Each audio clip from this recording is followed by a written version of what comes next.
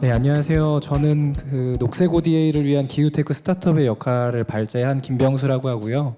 사실 오늘 제목, 그러니까 포럼 주제가 청년과 녹색 ODA인데 제가 청년의 거의 끝자락에 있어서 거의 이제 청년에 아슬아슬하게 걸쳐 있어서 조금 민망하긴 하지만 그래도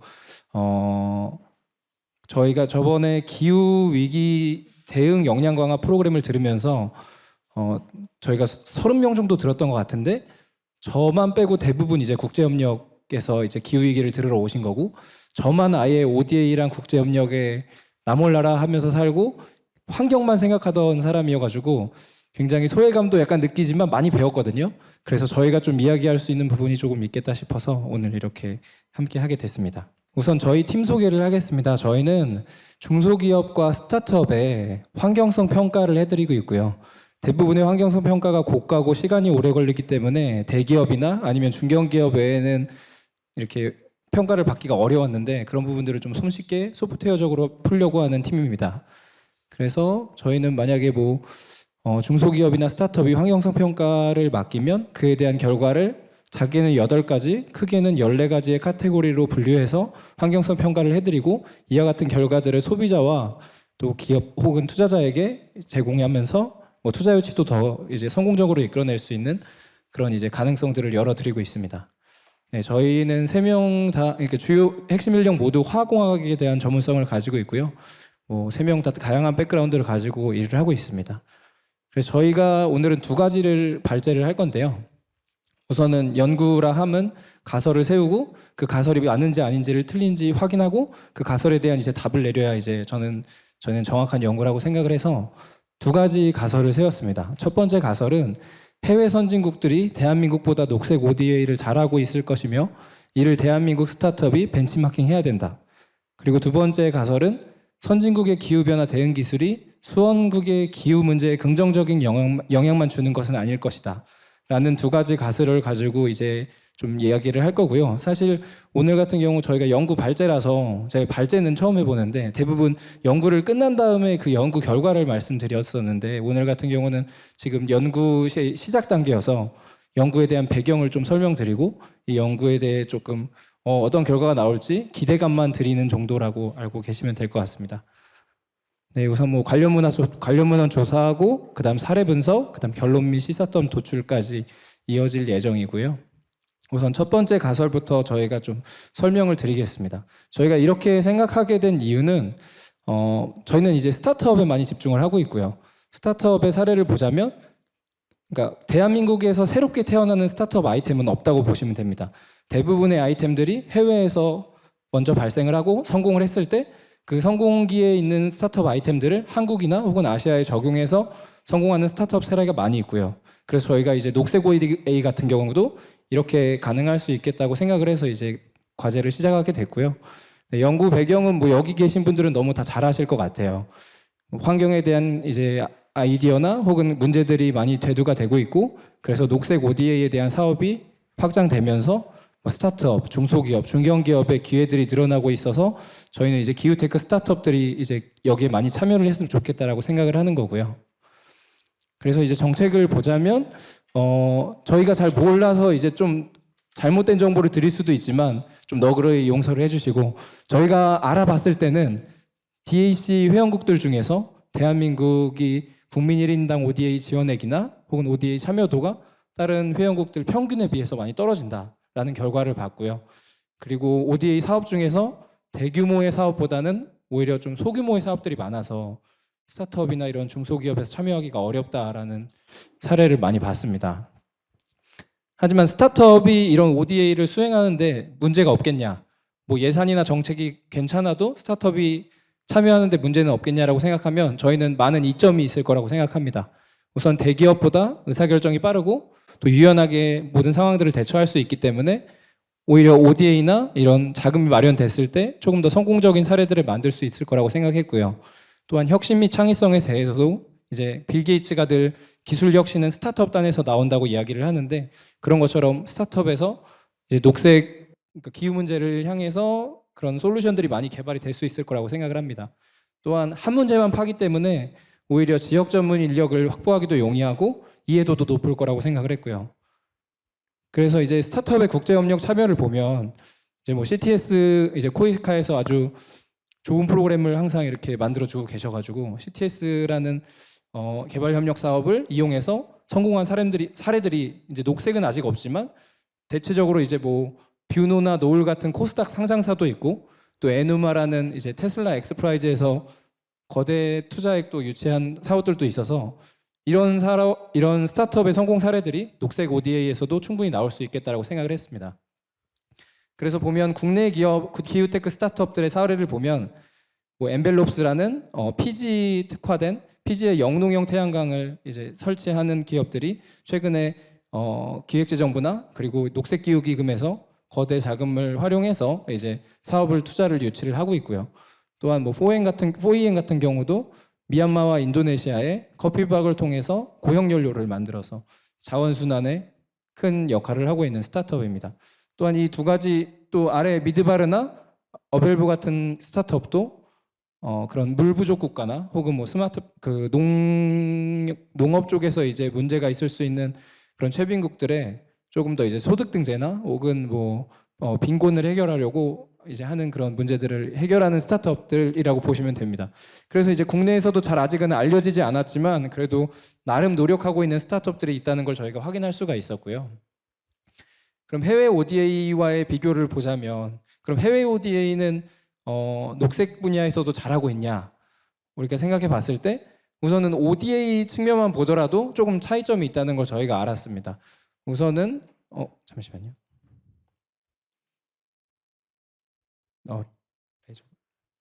레이저가 약해서 안 보이는 것 같은데 해외에서만 보더라도 이 첫 번째 줄에 보면은 평가 기획에 대한 목표가 전략에 반영되는 마일스톤이 확실하다. 이 말은 즉슨 저희는 이제 그런 평가하는 제도적 장치가 국내 ODA보다는 해외 ODA가 조금 더 잘 정립이 돼 있다는 연구 결과들을 많이 확인하면서 그런 것들이 어떻게 보면은 더 많은 스타트업들과 중견기업들이 들어올 수 있는 기회의 장이 됐다고 생각하고요. 또한 국내와는 다르게 유무상 원조 통합 관리가 되어 있어서 조금 더 큰 규모의 프로젝트를 딸 수 있기 때문에 성공 가능성이 낮은 스타트업들도 조금 더 이제 기대를 품고 들어올 수 있다는 결과를 확인할 수가 있었습니다. 네, 그래서 이제 해외 기후테크 스타트업들을 보면 규모가 다릅니다. 이제 뭐 위판 같은 경우는 영국 기반의 농업 상거래 스타트업이고 케냐 중심으로 서비스를 확장하고 있고요. 최대 민간 투자를 지금 130억 정도 받았다고 하더라고요.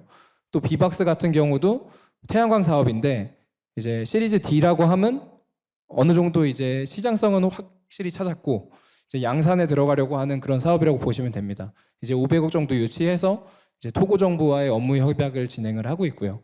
네, 다른 사업들도 대부분 미국이나 혹은 뭐 유럽의 민간 투자 금액이 크다 보니까 최대 뭐 20억에서 혹은 뭐 500억까지 투자 금액 자체와 좀 다르다는 거를 좀 알 수 있는데 하지만 저희가 느꼈던 점은 사실 저희가 원래 가설을 세울 때만 해도 녹색 ODA로 성공한 사례들의 아이템이 많이 다를 거라고 생각을 했는데 사실 아이템적으로는 크게 다른 게 없어요. 그러니까 뭐 대부분 태양광이고 혹은 그러니까 뭐 오히려 아이디어 자체는 한국이 더 혁신성이 더 높은 것 같아요. 그래서 저희가 생각한 부분들은 사실 뭐 제가 이렇게 발제함으로 인해서 뭔가 정책이 바뀌거나 뭔가 이렇게 달라지지 않을 거라는 거 제가 알지만 감히 이렇게 생각해 보자면 오히려 성과관리 기반의 마련을 통해서 이런 분절성 등이 극복이 돼야 조금 더 많은 스타트업들의 참여가 가능하고 또 대기업들도 함께 협력을 할 수 있겠다고 생각을 했고요. 또 아까처럼 유무상 지원이 분리돼 있지 않고 복합적으로 있어서 대단위의 프로젝트들이 조금 더 많이 생겨야 조금 더 리스크 해지를 할 수 있는 그런 스타트업들의 대표들이 참여할 수 있는 장이 형성될 거라고 좀 생각을 했습니다. 근데 지금 저희가 아직 연구 중이라 시사점이나 결론이 나중에 많이 바뀔 수 있다고는 생각하지만 현재까지의 연구 결과는 이 정도라고 생각을 했고요. 또 두 번째 연구 주제에 관련해서 말씀을 드리면 아까 이제 잠깐 잊으셨을 수도 있겠지만 선진국의 기후변화 대응 기술이 수원국의 기후 문제에 긍정적인 영향만 존재하는 것은 아닐 것이다 라는 가설인데요. 뭐 사실 환경 쪽에 계신 분들은 많이 아시겠지만 저희가 환경성 평가를 하는 이유는 그러니까 그린워싱을 대비하기 위함이거든요. 그러니까 사실 뭐 저희가 친환경이라고 생각했다가 아닌 경우가 너무 많아가지고 사실 녹색 ODA도 이 부분이 충분히 있겠다라고 생각한 저희의 연구 주제였습니다. 뭐 선한 의도가 항상 좋은 결과로 이어지지 않는다는 건 대부분 여기 계신 분들은 저보다도 훨씬 더 잘 아실 것 같아요. 뭐 이건 정말 일예인데 1950년에 유아가 1000명이 태어나면 300명이 죽을 정도로 이제 기근이 많이 발생하던 시기였고요, 중국에서. 그리고 또 워낙 이제 위생 관리가 안 되다 보니까 아이들이 태어나면 죽는 경우가 허다해서 마오쩌둥이 이러면은 인구수가 너무 늘지 않으니까 4대의 악을 근절하겠다. 그게 이제 파리 모기 쥐 참새를 박멸하는 캠페인이었고, 그 중에서 참새는 너무 이제 길에 있는 그런 곡식들을 이렇게 주워 먹으니까 그것들이 이제 아이들이 먹을 음식을 뺏어 먹는다고 생각을 해서 참새를 다 죽여버렸습니다. 그래서 뭐 제가 알기로는 뭐 파리는 1억 킬로, 1억 킬로면 진짜 몇 마리인지도 모르겠어요. 그러니까 그런 정도로 이제 4가지를 박멸했는데 오히려 천적인 참새가 사라지니까 메뚜기 개체수가 급증을 하고, 그로 인해서 중국에 정말 유례 없는 대기근이 발생을 해서 4,500명의 인구가 사망하는 결과를 이렇게 초래했습니다. 그래서 저희가 이제 말씀드리고 싶었던 건 처음 의도는 좋았지만 그것들이 과연 이제 좋은 결과로만 이어지지 않는다는 걸 좀 말씀을 드리고 싶었고, 그렇다고 해서 뭐 똥 무서워서 아니죠, 똥이 무서운 게 아니죠, 구데기가 무서워서 장을 못 담그는 그런 사례가 있으면 안 되겠지만, 그렇다 하더라도 저희가 미연에 방지할 수 있는 건 방지하고 넘어가야 된다는 생각을 좀 했고요. 그래서 좋은 의도가 잘 결과를 낼 수 있게, 뭐 이런 것들이 이제 그린워싱의 대표적인 사례라고 약간 뭐 여론이나 그런 뉴스에서 많이 이야기를 하는 것 같아요. 그러니까 종이컵을 너네가 이제 환경을 지킨다고 쓰지만 그게 과연 종이컵이 환경적이냐, 뭐 그런 것들을 연구하는 사례들도 있고요. 뭐 오히려 뭐 다이용컵이 아니죠, 종이컵이 다이용컵 대비해서 친환경이 아니라고 생각하지만 다이용컵을 50회 이상 혹은 100회 이상 써야 종이컵에 준하는 에너지량을 쓰는 거기 때문에 이제 어쨌든 평가가 많이 돼야 된다는 사례들이 좀 많이 있습니다. 네, 뭐 제가 횡설수설하기 시작했는데 시간이 제가 얼마나 많은지 몰라가지고 잠시만요. 아직 좀 여유가 있네요. 그래서 이제 쿠팡 프레시백 같은 경우 사례들도 보면은 지금 쿠팡도 그린워싱 하고 있는 거 아니야? 지금 스티로폼 뭐 이렇게 줄인다고 하면서 이 프레시백 보니까 막 프레시백 안에서 막 고양이가 살고 있고, 혹은 뭐 사람들이 너무 막 쓰레기도 넣고 이래서 그거 세척하는데 더 친환경적으로 문제가 되는 거 아니야? 라는 이야기들이 이제 왈가왈부했었는데, 그래서 이제 쿠팡이 정과정 평가를 받습니다. 그래서 자기들이 평가를 해봤더니 당연히 처음에 스티로폼 대비해서는 우리께 뭐 안에 그 플라스틱 내장재나 외장재 여러 가지가 들어가기 때문에 당연히 1회, 2회 썼을 때는 스티로폼보다는 당연히 친환경이 아닐 수 있지만 어느 순간 누적되다 보면은 친환경인 효과가 분명히 발휘된다라는 이제 그런 뭐 결과들을 내면서, 근데 물론 이런 것들은 쿠팡의 그 수거 시스템이 굉장히 원활하게 정립이 돼 있기 때문에 가능한 거예요. 그러니까 재사용은 솔직히 굉장히 어렵지만 그래도 쿠팡이라는 좋은 시스템 안에서 이런 것들을 할 수 있어서 또 이런 것들이 또 유의미한 결과를 낳았던 것 같습니다. 그래서 제가 말씀드리고 싶은 건 이런 정과정 평가들이 이루어지는 게 진짜 친환경적인지 아닌지를 좀 판단할 수 있는 여부가 될 수 있다는 걸 말씀을 드리고 싶었고요. 그래서 이제 저희가 CDM 사례나, 그러니까 녹색 ODA 사례는 많이 못 찾았는데 CDM 사례를 보면 인도의 윈드 파워나 혹은 뭐 그런 재생에너지를 활용하는 사업들이 많이 있더라고요. 그런데 몇몇 프로젝트들이 개발도상국에 부정적인 영향을 끼쳤다는 선행 연구가 존재하지 않는 것으로 확인을 했고요. 그래서 CDM을 보면은 워낙 이제 땅의 규모가 다르기 때문에 중국이랑 인도에 많이 밀집이 돼 있다는 것으로 확인을 했고, 그 중에서도 중국은 자국 CDM이 많아서 저희가 인도 CDM 프로젝트를 좀 집중해서 보고 있습니다. 그래서 인도 같은 경우는 저런 미디엄 엔탈피 떨멀 스프링이라고 해서 그 온천 같은 약간 뜨거운 100에서 150대 되는 물을 갖고 있는 지역들이 400개 이상 존재하기 때문에 많은 기관들이 혹은 국가들이 저 지열을 이용한 CDM 프로젝트를 많이 진행을 하려고 합니다. 그래서 뭐 일본에서도 들어와 있었고요, 아일랜드에서도 이제 CDM 프로젝트를 했었고, 그런데 과연 이제 그 지열 관련해서 지열이 다른 신재생 에너지보다 뭐 건설하거나 혹은 뭐 사용하기는 쉬울지 몰라도 오히려 뭐 글로벌 워밍 포텐셜 지수나 아니면 산성화에 대해서 영향도가 더 커서 오히려 비친환경적인 거 아니냐라는 라는 논문들이 많이 있다는 걸 저희가 확인을 했습니다. 그래서 아직은 정리를 하고 있고 또 이런 것들이 결론이 저희가 생각한 가설이 틀릴 수도 있지만 지금 기준으로는 뭐 몇몇 이런 사례들이 물론 좋은 사례들이 훨씬 많겠지만 친환경적으로 잘 안 되는 CDM도 있을 수 있고 녹색 ODA도 있을 수 있기 때문에 프로젝트를 진행하기 전에 아까 김종환 센터장님이 말씀하신 것처럼 뭐 한국환경기술연구원이나 혹은 뭐 그런 기관들과 협업을 통해서 정과정 평가 혹은 뭐 환경 영향도 평가 등을 조금 더 미연에 준비하면 조금 나중에 CDM 결과를 가지고도 몇몇 사람들은 단순히 돈벌이용으로만 생각하지 않고 정말 그 국가들의 기후 문제를 해결하려고 노력했다는 그런 진실성들이 보여질 수 있다고 생각을 했고요.